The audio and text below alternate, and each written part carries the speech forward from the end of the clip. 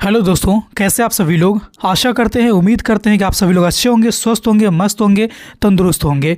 तो दोस्तों, जैसा कि आप सभी को पता है कि हम लोग सीटेट के लिए ना सीडीपी का चैप्टर वाइज क्रमबद्ध रूप से एक सीरीज स्टार्ट किया है प्रैक्टिस सेट के माध्यम से। इसी दरमियान आपके सामने एक अन्य प्रैक्टिस सेट के साथ मैं उपस्थित हूँ।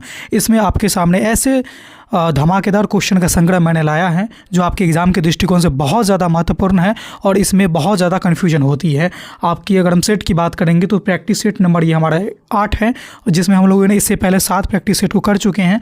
और इस सेट में मैं आपके सामने जीन पियाजे, लेवागोत्स्की और कोहल वर्ग के सिद्धांत को मिक्स रूप से क्वेश्चन लेकर आया हूँ। ठीक है, ये इंडिविजुअल रूप से जैसे एक एक करके हमने पियाजे, वागोत्स्की और कोहल वर्ग तीनों का सिद्धांत हम लोगों ने कर लिया है, लेकिन एक मुझे लगा कि एक प्रैक्टिस सेट के तौर पर इन तीनों को मिलाकर के मिश्रित क्वेश्चन भी लाया जाना चाहिए। तो मैं आपके सामने उपस्थित हूँ, अंत तक बने रहिएगा। इसको करने के बाद आपके इन तीनों से एक भी क्वेश्चन आपके आने वाले सीटेट के एग्जाम में नहीं छूटने वाले हैं। क्वेश्चन नंबर फर्स्ट है आपके सामने कि एक बच्चा मानता है कि लंबा गिलास अधिक पानी रखता है, भले ही मात्रा समान हो, यह दर्शाता है।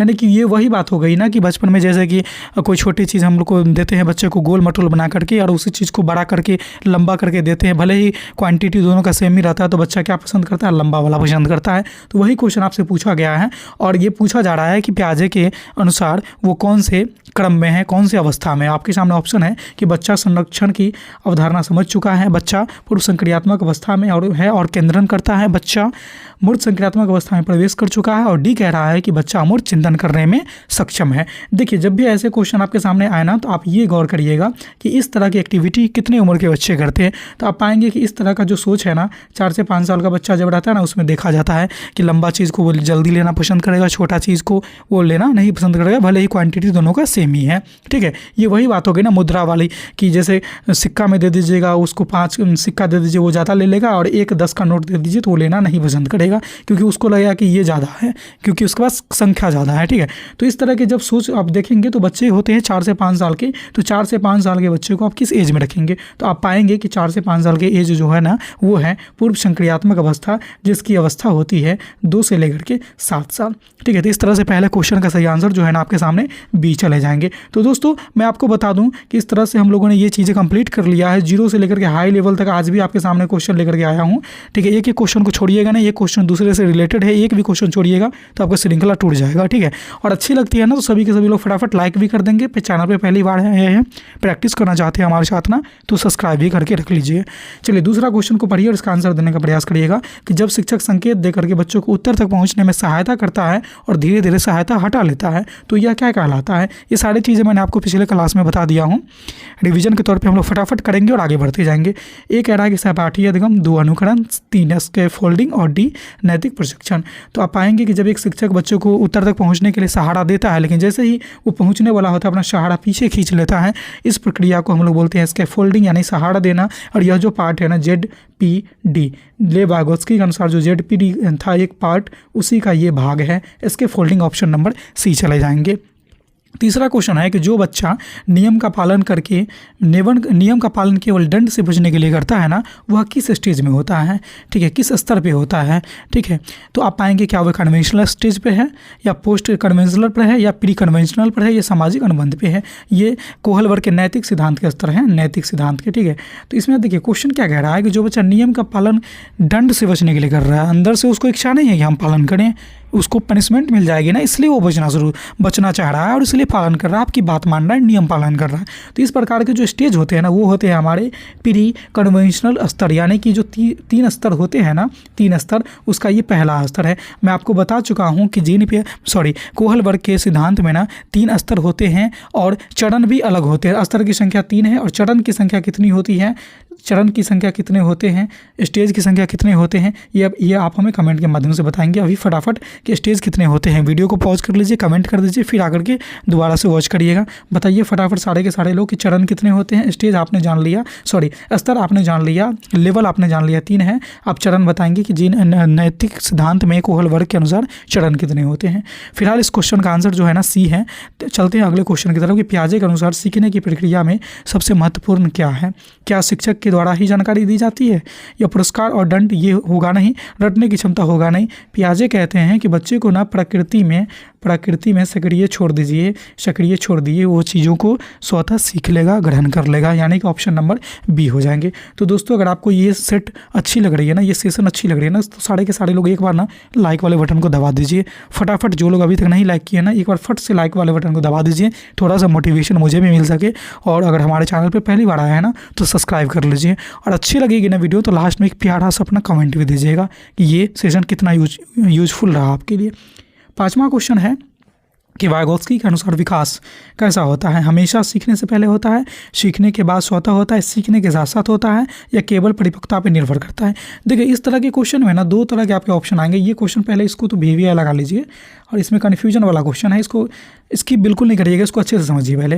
देखिए एक जगह पे आपको वाइगोत्स्की जैसे PYQ की हम बात करेंगे तो एक जगह पे कहीं पे बताएगा कि दोनों आपके स्वतः होते हैं, ठीक है, दोनों आपके स्वतः होते हैं। कहीं कहीं पे आपको बताएगा कि पहले जो है ना, पहले सीखा जाता है तब विकास होता है, ठीक है, तब विकास होता है, ठीक है।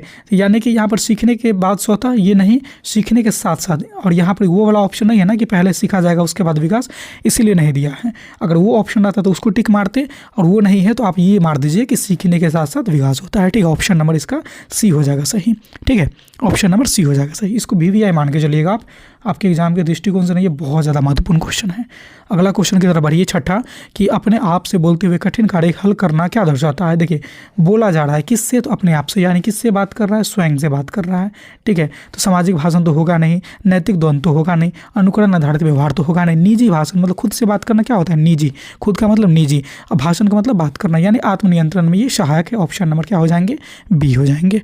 7वां क्वेश्चन है कि पियाजे और वाइगोत्स्की के बीच सही अंतर क्या है? देखिए जीन पियाजे ने भी अपना सिद्धांत दिया था कि संज्ञानात्मक विकास का, और ले वाइगोत्स्की ने भी सिद्धांत दिया था बच्चे में संज्ञानात्मक विकास का। इनका था कि बच्चों को स्वतंत्र छोड़ दीजिए, इनका था कि बच्चे सामाजिक अंतःक्रिया के माध्यम से सीखते हैं, ठीक है। तो दोनों के बीच में सही अंतर क्या है? तो वाइगोत्स्की ने सामाजिक संस्कृति कारकों को अधिक महत्व दिया था, दोनों के भाषा को महत्व नहीं दिया, नहीं, दोनों ने भाषा को महत्व दिया था। पियाजे ने सामाजिक कारकों को अधिक महत्व दिया, नहीं, पियाजे ने सामाजिक कारकों में अधिक महत्व नहीं दिया। वो बोला कि बच्चे प्रकृति में स्वयं सीखते हैं, ठीक है। दोनों केवल नैतिक विकास नहीं, नैतिक पे हमारे कोहल वर्ग थे, तो ये होगा नहीं, ऑप्शन नंबर डी।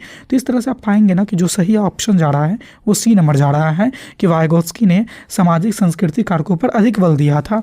हालांकि जीन पियाजे ने भी प्रकृति पर बल दिया था, ठीक है, जीन पियाजे ने प्रकृति पर बल दिया था, और प्रकृति समाज के अंतर्गत ही आते हैं, लेकिन दोनों का सेंटेंस अलग है, इसीलिए यही इसका सही आंसर हो जाएगा, ऑप्शन नंबर सी। 8वां क्वेश्चन है कि समस्या को केवल एक पहलू से देखना क्या कहलाता है? देखिए होता है ना कि आपको एक पहलू से देखना, और एक होता है कि अलग अलग दृष्टिकोण से देखना, ठीक है। एक होता है कंसंट्रेशन, ठीक है, जहाँ पे एक जगह पे ध्यान को केंद्रित कर लेना, ठीक है। जो एक पहलू से आप देखिएगा ना वो केंद्रित होता है, कंसंट्रेशन होता है। और जब अलग अलग पहलू से देखिएगा तो उसको बोलते हैं डिकंट्रेशन, मतलब एक ही चीज़ को अलग अलग दृष्टिकोण से आप देखिएगा वो आ जाएगा डिकंट्रेशन में। और एक ही चीज़ को एक ही चीज़ से आप देखिएगा तो उस समय कहते हैं ना कि एकदम ध्यान को केंद्रित करके रखा हुआ है, मतलब केंद्र में रखा हुआ है, यानी केंद्रन करके रखा हुआ है। जैसे कि आपने पढ़ा था, महाभारत में सुना है कि अर्जुन को जब मछली के आँख को भेदना था द्रौपदी के स्वयंवर में, तो वो ध्यान को कहाँ केंद्रित करके रखा था? एकदम से केंद्र पे, यानी उसका जो एम था ना आँख, वहाँ पे केंद्रित करके, कंसंट्रेट करके वहाँ पे रखा था, ठीक है। यानी कि एक ही पहलू को देखेगा तो वो हो जाएगा केंद्रन, और एक से अधिक पहलू से देखेगा तो हो जाएगा डिकंट्रेशन। यानी कि एक क्वेश्चन से आपको यहाँ पे दोनों कंसेप्ट समझ में आ गई होगी। हालांकि ये वाला क्वेश्चन भी आगे आपको मिलने वाले हैं। तो इस तरह से 8वां का सही आंसर जो हो जाएगा ना ऑप्शन नंबर बी हो जाएगा। 9वां क्वेश्चन है कि कोहल वर्ग के अनुसार नैतिक निर्णय का सर्वोच्च आधार क्या है? क्या सामाजिक स्वीकृति है, या कानून का पालन करना है, या पुरस्कार है, या सार्वभौमिक नैतिक सिद्धांत है? देखिए सर्वोच्च पूछा जा रहा है ना, तो सर्वोच्च में सभी चीज़ों को आ जाए वही सर्वोच्च होता है, यानी सार्वभौमिक नैतिक सिद्धांत होते हैं। दोस्तों मैं एक बार फिर से आपको बता देना चाहता हूँ कि यहाँ 0 से लेकर के हाई लेवल तक सारे क्वेश्चन का संग्रह मैंने आपके सामने लेकर के आया है। ये सेट को करने के बाद आपको जीन पियाजे, ले वाइगोत्स्की और कोहल वर्ग से एक भी क्वेश्चन आपके एग्जाम में नहीं छूटेंगे। और हमारे चैनल पर पहली बार आया है ना तो सब्सक्राइब कर लीजिए, अभी के अभी कर लीजिए। इस तरह की रोचक वीडियो रोज़ आती है आपके सामने, ठीक है। अभी तक आपने लाइक नहीं किया है ना, तो हमारी मेहनत के लिए, मनोबल के लिए एक बार फटाक से लाइक वाले बटन को प्रेस कर दीजिए, फिर दोबारा से आकर के वीडियो में आगे कंटिन्यू रहिएगा। चलिए 10वें क्वेश्चन की तरफ बढ़ते हैं।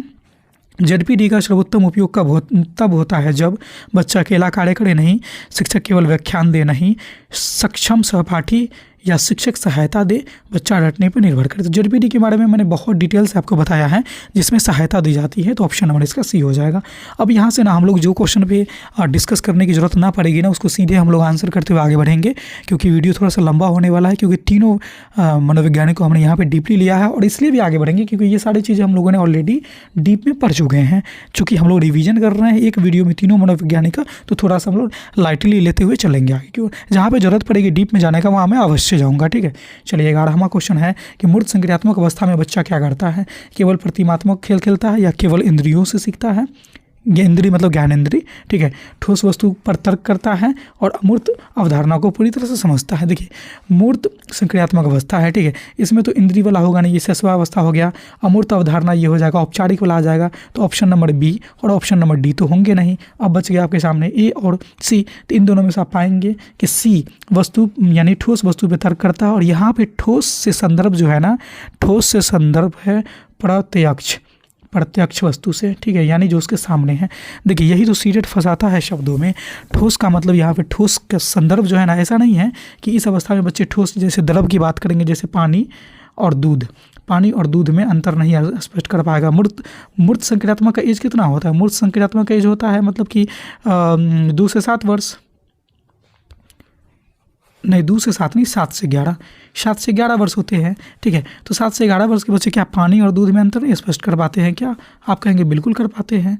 तो यहाँ पर ठोस कहने का मतलब ये नहीं है कि द्रव वाले चीज़ उसको पता नहीं होगा, गैस वाले पदार्थ उसका पता नहीं होगा। यहाँ ठोस पदार्थ से मतलब नहीं है।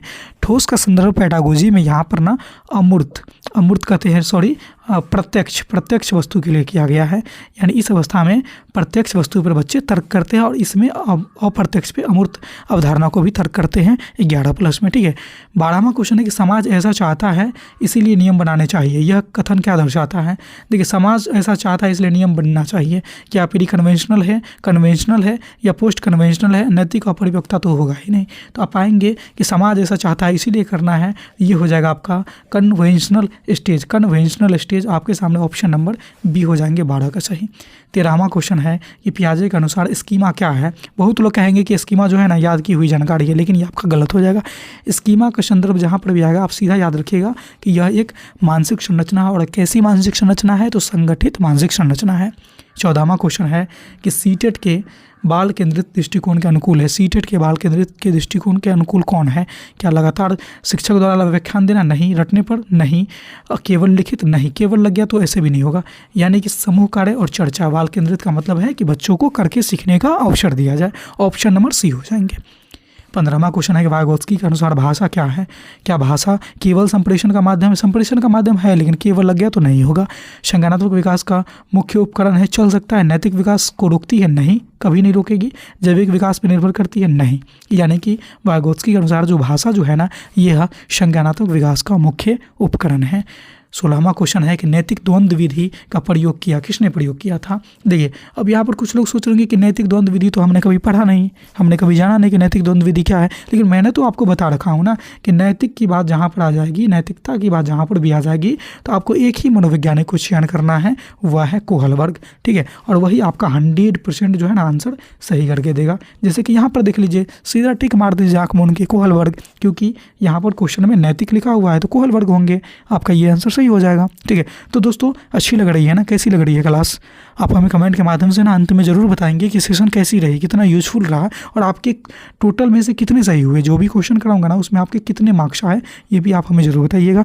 वीडियो अच्छी लग रही है ना तो लाइक कर दीजिए, कंजूसी ना करिए। लाइक करने में मोटिवेशन मुझे भी मिलनी चाहिए कि हाँ मैंने जो आप लोगों के लिए मेहनत कर रहा हूँ वो सही डायरेक्शन में हो रहा है कि नहीं। ठीक है, और हमारे चैनल पर पहली बार आ रहा है ना तो उसको सब्सक्राइब भी कर लीजिए ताकि आगे इस तरह की वीडियो मिस ना हो। चलिए आगे चलते हैं 17वें क्वेश्चन की ओर कि नियम बदले जा सकते हैं यदि सभी सहमत हो, यह दर्शाता है। यानी कि मान लीजिए कोई नियम बन जाता है समाज में, लेकिन कुछ लोग कहते हैं कि नहीं ये नियम ठीक नहीं है, सब लोगों का मानना होता है कि इसमें कुछ बदलाव करने की जरूरत है, तो ये बदला भी जा सकता है। यह क्या दर्शाता है? दंड आधारित नैतिकता? नहीं। अहम केंद्रितता? नहीं। केंद्र? नहीं। सामाजिक अनुबंध की समझ, ये दर्शाता है। ऑप्शन नंबर बी हो जाएंगे।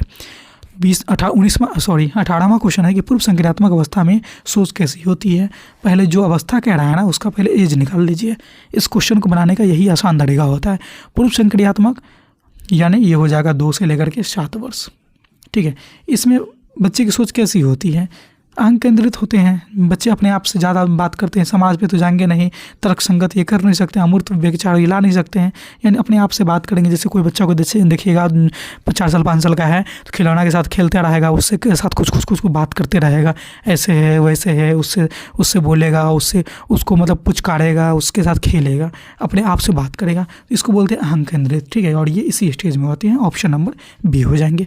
19वां क्वेश्चन है कि कोहल वर्ग के अनुसार सभी अंतिम स्तर तक पहुँचते हैं, सभी समान गति से बढ़ते हैं, सभी स्तर अवश्य पार करते हैं, सभी उच्चतम स्तर तक नहीं पहुंचते हैं। तो कोहल वर्ग के अनुसार की जो बात करेंगे ना, तो सभी बच्चा जो है ना एकदम हाई लेवल तक नहीं पहुंचते हैं, क्योंकि कोहल वर्ग का जो सिद्धांत था ना नैतिक था। ठीक है, और सभी बच्चे में नैतिक गुण एकदम उच्च लेवल का आए ऐसा पॉसिबल नहीं होता है, इसलिए सभी बच्चे उच्च स्तर तक नहीं पहुँच पाते हैं। 20वां क्वेश्चन है कि सीटेट के अनुसार शिक्षक की भूमिका कैसी होनी चाहिए, यानी सीटेट पेडागोजी के अनुसार पूछा जा रहा है। ये बना के मैंने क्वेश्चन दिया हूँ आपके सामने कि ज्ञान का एकमात्र स्रोत, नियंत्रण या मार्गदर्शक या सहायक, तो ये हो जाएंगे आपके सामने ऑप्शन नंबर सी। शिक्षक का रोल कैसा होता है, मार्गदर्शक का होता है, सहायक का होता है, पथ प्रदर्शक का होता है, ऑप्शन नंबर सी हो जाएंगे।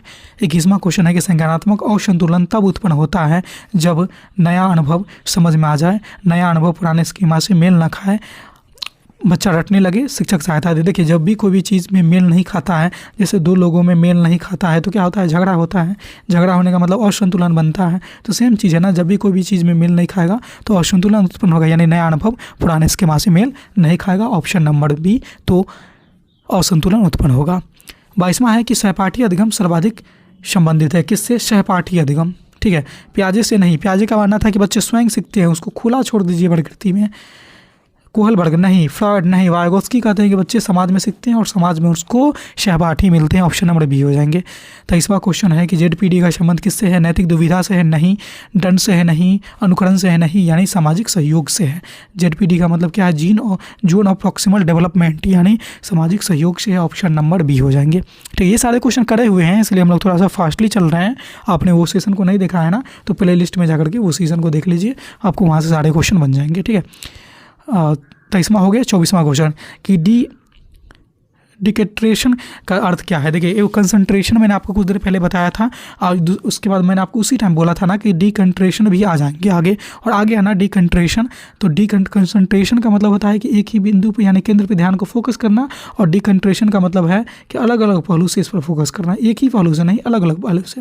ठीक है, यानी कई पहलुओं को एक साथ ध्यान देना ना, ये हो जाता है डिकंट्रेशन, ऑप्शन नंबर बी हो जाएंगे। ठीक है, 25वां क्वेश्चन है कि प्रश्न आधारित चर्चा व तर्क को बढ़ावा देने वाली दृष्टिकोण कौन है, क्या वह व्यवहारवाद है, नहीं, शिक्षक केंद्रित है, नहीं, रटने आधारित है, नहीं, ये रचनावाद है, जो नया चीज़ करने पे प्रोत्साहन देती है।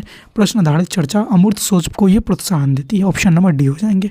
26वां क्वेश्चन है कि संरक्षण की अवधारणा का विकास बताता है कि बच्चा पूर्व संक्रियात्मक अवस्था में है, मूर्त संक्रियात्मक अवस्था में है, केवल प्रतीकों से सोचता है और नैतिक निर्णय लेने लगता है। ठीक है, तो ये सारे के सारे में से कौन सही होंगे, तो आप पाएंगे संरक्षण की बात जब भी आएगी ना तो समझिएगा मूर्त संक्रियात्मक में, क्योंकि 0 से 2 वाले यानी संवेदी गामक में बच्चा को संरक्षण करना नहीं आता है, खिलौना को तोड़ फोड़ देगा। उसके बाद 2 से लेकर के 7 वाले में भी बच्चों को संरक्षण करना नहीं आता है, उस टाइम ये बच्चे खिलौना को तोड़ फोड़ देते हैं। लेकिन जैसे ही बच्चे 7 से 11 में आ जाते हैं ना, यानी पूर्व संक्रियात्मक में आ जाते हैं, तो वो चीज़ों को संरक्षण करना सीख जाते हैं, पैसा को बचाना सीख जाते हैं, अपना सामान को संरक्षित रखना सीख जाते हैं, ऑप्शन नंबर सी हो जाएंगे, बी हो जाएंगे, बी। 27वां क्वेश्चन है कि पोस्ट कन्वेंशनल स्तर में निर्णय किसके द्वारा लिया जाता है, समाज के द्वारा से, कानून के द्वारा, व्यक्तिगत नैतिक सिद्धांत और पुरस्कार के लिए। देखिए पोस्ट कन्वेंशनल ये जो होता है ना, तीसरा स्तर है, सबसे लास्ट वाला। ठीक है, सबसे लास्ट वाला, तो सबसे लास्ट वाला उच्चतर ढंग का है, यानी इसमें व्यक्ति जो है ना अपने व्यक्तित्व के नैतिक सिद्धांत पे क्या करते हैं, निर्णय लेते हैं। 28वां क्वेश्चन है कि वाइगोत्स्की के अनुसार सर्वाधिक प्रभावी अधिगम कौन है। देखिए ले वाइगोत्स्की की बात हो रही है तो समाज की बात आ जाएगी सीधा, और समाज की बात जैसे ही आ जाएगी तो सामाजिक सहभागिता यानी समाज से जुड़ा जो ऑप्शन है ना उसको आप चयन कर दीजिए, यही सही होगा, ऑप्शन नंबर सी हो जाएंगे। 29वां क्वेश्चन है कि औपचारिक संक्रियात्मक अवस्था की विशेषता क्या है। औपचारिक संक्रियात्मक अवस्था, तो ऐसे क्वेश्चन में ना सबसे पहले उसका एज निकाल लीजिए।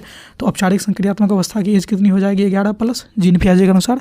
तो इसमें बच्चे क्या करते हैं, देखिए ठोस पे तर्क नहीं, ठोस मतलब प्रत्यक्ष, ठीक है, ठोस का मतलब प्रत्यक्ष समझिएगा, प्रतीकात्मक खेल नहीं, अहंग केंद्रिता नहीं, ये बच्चे ना अमूर्त संकल्पना करना लग जाते हैं। ठीक है, अपसारी चिंतन को विकसित हो जाता है इसमें, और वहाँ से ये नए नए सोच को डेवलप करते हैं, ऑप्शन नंबर सी हो जाएंगे। जब ऐसे क्वेश्चन में एज ग्रुप आप पहले निकाल लीजिएगा ना तो आपको ऐसे हल करना आसान हो जाएगा। इसलिए जब भी जीन पे आ जाएगा कोई भी स्तर का क्वेश्चन आ जाए ना तो पहले एज निकाल लीजिए, उसके अकॉर्डिंग ऑप्शन को चुनिए और राइट आंसर टिक करिए।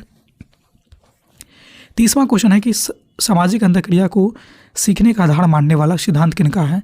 अब जब भी समाज की बात आ जाएगी तो एक ही नाम आपके सामने आना चाहिए, वाइगोत्स्की। जब भी नैतिक की बात आ जाएगी तो कोहलबर्ग, और जब भी संज्ञान की बात आ जाएगी तो जीन पियाजे। ये सब ट्रिक है, इसको फॉलो करिए, आपको क्वेश्चन देखते ही आंसर मिल जाएंगे। ठीक है, ऑप्शन नंबर यहाँ पे क्या हो जाएगा, सी हो जाएगा। तो दोस्तों अच्छी लग रही है ना क्लास, सेशन अच्छी लग रही है ना, तो एक बार सभी लोग लाइक कर दीजिए। मोटिवेशन मिलनी चाहिए मुझे भी, मेरे भी मेहनत का थोड़ा सा तो ये लगे कि हाँ हमने सही डायरेक्शन में मेहनत कर रहे हैं या हमें बदलाव की ज़रूरत है। और ये चीज़ें आप ही बताएंगे, इसलिए कमेंट करके प्यारा सा कमेंट आप हमें ज़रूर बताएंगे कि इसमें क्या सुधार करना है, क्या अच्छा है क्या अच्छा नहीं है। ये सारी चीज़ें आप हमें कमेंट करके ज़रूर बताएंगे क्लास के अंत में। साथ ही साथ हमारे चैनल पर पहली बार आए हैं तो सब्सक्राइब कर लीजिए, नीचे सब्सक्राइब बटन दिख रहा होगा, बेल वाले को भी प्रेस कर लीजिएगा, क्योंकि इस तरह की रोचक महत्वपूर्ण वीडियो अपलोड करूँ तो उसका नोटिफिकेशन आप तक पहुँचते जाए। नैतिक मूल्य का निर्धारण परिणाम से अधिक इरादे पर करना क्या दर्शाता है। देखिए, परिणाम से अधिक इरादे पर करने की बात हो रही है। पूर्व संक्रियात्मक दंड आधारित उच्च नैतिक समझ और सामाजिक अनुकरण। तो आप जब पाएंगे ना कि जब परिणाम से अधिक की बात की जाएगी तो यहाँ पर अधिक चीज़ें होगी, यानी नैतिकता में भी उच्च नैतिक समझ होगी। तभी आप परिणाम जितना आप अपेक्षा कर रहे हैं ना उससे ज़्यादा, यानी मान लीजिए आपको मन है कि 100 नंबर आई सीटेट में और आपको आ गया 120, यानी ज़रूर आपने कुछ उच्च लेवल का काम किया होगा, तभी आपने अपेक्षा किया 100 लेकिन आ गया 120। ठीक है, तो क्या हुआ कि उच्च लेवल का। ठीक उसी तरह से यहाँ पर उच्च नैतिक समझ इसका सही आंसर हो जाएंगे। 32वां, पियाजे के अनुसार बच्चा सबसे अच्छी तरह सीखता है जब शिक्षक सीधे ज्ञान दे, बच्चा सक्रिय अंतःक्रिया करे, बार बार अभ्यास करे और पुरस्कार मिले। देखिए ये क्वेश्चन भी आए हैं, कैसे भी आए मैं आपको बताता हूँ। बच्चा मतलब बच्चा सबसे अच्छी तरह कब सीखता है, बार बार अभ्यास से भी सीख सकता है, ठीक है समझे, लेकिन बार बार, और यहाँ पर सक्रिय अंतःक्रिया से भी सीख सकते हैं, लेकिन बार बार अभ्यास क्यों नहीं होगा, क्योंकि यहाँ पर जीन पियाजे लगा हुआ है। अगर पियाजे क्वेश्चन में लगा हुआ नहीं होता ना तो इसका आंसर डी होता। ठीक है, लेकिन जीन पियाजे लग गया, इसीलिए इसका सही आंसर जो है ना अंतःक्रिया से सीखेगा, सक्रिय रूप से, क्योंकि उनका मानना था कि बच्चों को सक्रिय रूप से प्रकृति में छोड़ दीजिए, वो प्रकृति के साथ अन्योन्य क्रिया करके चीज़ों को सीख लेंगे। ऑप्शन नंबर इसका बी हो जाएगा। 33वां क्वेश्चन है कि शिक्षक की सहायता से कार्य कर पाना, अकेले न कर पाना क्या दर्शाता है। देखिए, शिक्षक किसी की सहायता से जब बच्चा कोई कार्य करेगा ना और वही कार्य अकेले नहीं कर पाएगा, यानी वो जो ना प्रॉक्सिमल डेवलपमेंट के कारण कर पा रहा है, इसीलिए इसका जो सही आंसर हो जाएगा ZPD हो जाएगा। और ZPD किसने दिया है, कमेंट करके सारे के सारे लोग बताइए कि ZPD किनके सिद्धांत के अंतर्गत आता है। आप लोगों की तैयारी कैसी है, आप हमें कमेंट करके अभी कभी बताएंगे कि ZPD देने वाले कौन मनोवैज्ञानिक थे, उनका नाम क्या है, आप फटाक से बताएंगे कमेंट करके, उसके बाद आगे बढ़ेंगे। तो चलिए फटाक से कमेंट करिए, फिर आ जाइए 34वां क्वेश्चन को करते हैं। कानून समाज को बनाए रखता है इसीलिए मानना चाहिए। कानून समाज को बनाए रखता है, बिखरने नहीं देता है, इसीलिए मानना चाहिए। ये कौन से स्टेज में आ जाएंगे, pre conventional, conventional, post conventional. देखिए तो आप पाएंगे ना कि समाज कानून को बनाए रखता है, यानी कानून समाज को बनाए रखता है। यह जो स्टेज है ना ये है कन्वेंशनल स्टेज। कन्वेंशनल स्टेज आपके सामने ऑप्शन नंबर बी हो जाएंगे। 35वां है कि कई पहलू पर एक साथ ध्यान देना क्या कहलाता है। ओहो, ये लगता है रिपीट हो गया क्वेश्चन, रिपीट हो गया ये क्वेश्चन। मैंने अभी जस्ट कुछ देर पहले आपको कराया था कि कई पहलू पर एक साथ ध्यान देना क्या कहलाता है। तो चूँकि क्वेश्चन रिपीटेड है तो आप सभी को इसका आंसर जरूर पता होगा। क्या वो केंद्रन है, अहं केंद्रिता है, या डिकंट्रेशन है, या प्रतिकरण है। आप हमें कमेंट के माध्यम से जरूर बताएंगे। ये क्वेश्चन रिपीट हो गया है, आप हमें कमेंट के माध्यम से बताएंगे। ऐसे करके लिखिएगा, सीधे ABCD मत लिख दीजिएगा, ऐसे पता नहीं चलता है। ऐसे लिखिएगा 35 फिर डॉट या फिर ऐसे स्लैश दे दीजिएगा, फिर ABCD जो भी आंसर होंगे ना ऐसा करके लिखिएगा, तब समझ में आएगी कि हाँ आपने क्या आंसर दिया है। या फिर ये ऑप्शन में जो है वो लिख दीजिए, केंद्रन लिख दीजिए, अहं केंद्रिता लिख दीजिए, या प्रतीकीकरण लिख दीजिए, या डिस्कंट्रेशन लिख दीजिए, जो भी चीज़ें वो लिख दीजिए। ठीक है, चलिए तो इसका जवाब आप हमें कमेंट के माध्यम से देंगे। फिलहाल इसका जो सही जवाब होगा ना वो ऑप्शन नंबर सी हो जाएंगे। 36वां क्वेश्चन है कि वाइगोत्स्की के अनुसार सीखना सबसे प्रभावी है जब, मनोवैज्ञानिक कौन है, वाइगोत्स्की। तो वाइगोत्स्की की बात जब भी होगी तो समाज की बात होगी, यानी सामाजिक सहयोग। इसका सीधा सा आंसर हो जाएगा ऑप्शन नंबर सी। 37वां सवाल है कि सब लोग ऐसा करते हैं डैश के कारण नियम बनाना, यानी सब लोग ऐसा करते हैं तो हम भी ऐसा करेंगे। अगर सब लोग कुआं में कूद जाएंगे तो हम भी कूद जाएंगे। ऐसे आपने कहावत सुना होगा ना, अगर सब लोग ये काम कर रहे हैं तो हम भी करेंगे, सब लोग इस डायरेक्शन में जा रहे हैं तो हम भी उसी डायरेक्शन में जाएंगे। तो ऐसा करके नियम बनाना क्या कहलाता है? क्या ये प्री कन्वेंशनल में है, कन्वेंशनल में है या पोस्ट कन्वेंशनल में है? तो देखिए जो बच्चा दूसरों को जैसा करता हुआ देखता है वैसा करने को सोचता है तो ये कौन से स्टेज में जाएंगे? तो ये जाएंगे कन्वेंशनल स्टेज में। सिंपल सी बात है, ऑप्शन नंबर बी हो जाएंगे। ठीक है। संरक्षण न समझ पाना दर्शाता है कि बच्चा, यानी इसमें अभी संरक्षण का मतलब योग्यता नहीं हुआ है, संरक्षण करने का गुण नहीं आया है। ठीक है। तो संरक्षण का गुण दो युगों में आता है, एक होता है औपचारिक संक्रियात्मक में आ जाएगा और एक होता है मूर्त संक्रियात्मक में। ठीक है। दो ही को चीज़ में संरक्षण का गुण आता है, दो ही स्टेज में। इससे पहले बच्चे में संरक्षण की भावना नहीं होती है। तो आप देख लीजिए संवेदीगामक है कहीं पर, उसमें वो भी हो जाएगा, या फिर इसके बाद पूर्व संक्रियात्मक मूर्त संक्रियात्मक में हो जाएंगे, ये भी हो जाएंगे। तो आप पाएंगे कि इसका जो सही आंसर हो जाएंगे ना पूर्व संक्रियात्मक में हो जाएंगे, क्योंकि दो ही स्टेज में तो बच्चे संरक्षण नहीं कर पाते हैं। एक कर पाते हैं, एक है मूर्त में, एक है अमूर्त में। ठीक है। इससे पहले वाले जो भी स्टेज है ना उसमें बच्चे संरक्षण नहीं कर पाते हैं, इसलिए ऑप्शन नंबर यहाँ पर सी हो जाएंगे। इसमें संरक्षण का गुण नहीं होता है। इसका एज भी जान लीजिए, पूर्व संक्रियात्मक का हो जाता है 2 से लेकर के 7 वर्ष। इसमें बच्चे के अंदर संरक्षण जैसी भावनाएं विकसित नहीं होती है, गुण विकसित नहीं होती है। 39वां क्वेश्चन है कि निजी भाषण धीरे धीरे बदलता है। इसमें बहुत सारे लोग गलती करते हैं और ये बहुत ज़्यादा इंपॉर्टेंट क्वेश्चन है कि निजी भाषण धीरे धीरे कहाँ बदलता है। सामाजिक भाषण सब लोग कहेंगे, लेकिन ये गलत हो जाएगा। नैतिक में नहीं होगा, लिखित में नहीं होगा। निजी भाषण जो है ना धीरे धीरे आंतरिक भाषण में बदल जाते हैं। निजी का मतलब क्या? निजी का मतलब क्या होता है? निजी का मतलब अपना, और अपना का मतलब क्या? आंतरिक। और यही भाषा में बदल कन्वर्ट हो जाती है आगे चल के, इसलिए निजी भाषण जो है ना आंतरिक भाषण में बदल जाती है। ऑप्शन नंबर बी हो जाएगा।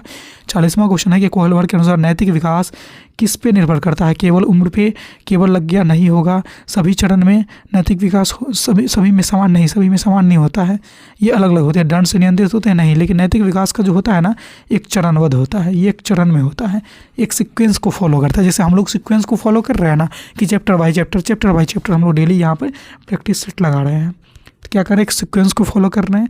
अगर आप लोगों को भी सीक्वेंस के माध्यम से प्रैक्टिस सेट लगाना है तो हमारे इस चैनल के साथ जुड़ जाइए, चैनल को सब्सक्राइब कर लीजिए। अच्छी लग रही है ना क्लास तो लाइक भी कर दीजिए और दोस्तों को भी बता दीजिए कि फलाने जगह पढ़ के मैंने इस तरह से स्कोर कर रहा है, आप भी करिए। कोई भी बकवास नहीं है, सीधा कंसेप्ट पे बात होती है। आइए क्लास करिए, सीखिए और रिजल्ट लीजिए और हम मुस्कुराते रहिए, चले जाइए। ठीक है, यही तो चीज़ें हैं। चलिए आगे बढ़ते हैं।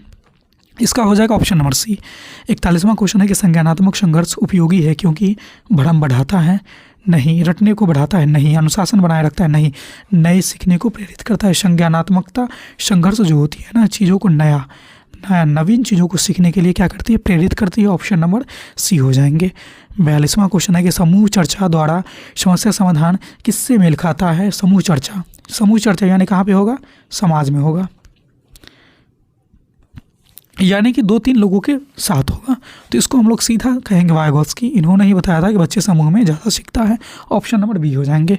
43वां क्वेश्चन है कि अमूर्त चिंतन का विकास कब होता है? आ गई ना अमूर्त चिंतन वाली बात, सीधा रख दीजिए औपचारिक संक्रियात्मक में, यानी 11+ एज में, 11+ में।